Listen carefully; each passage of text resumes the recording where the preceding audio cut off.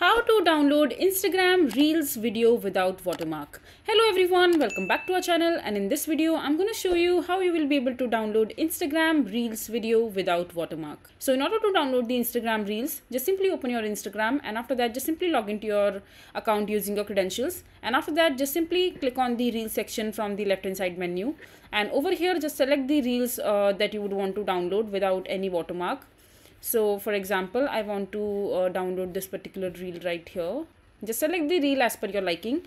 So for example, I want to download this one. Just simply click on the three dot menu icon from the reel itself at the right hand side. Just simply tap on it, and over here just simply click on share to and click on copy link from there.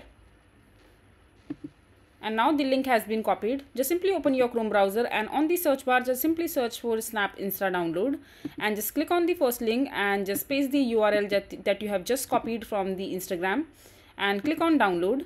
And once it is done, your reel will be downloaded in your device, and then you will be able to watch it without any watermark. So this is basically how you will be able to download Instagram Reels without watermark.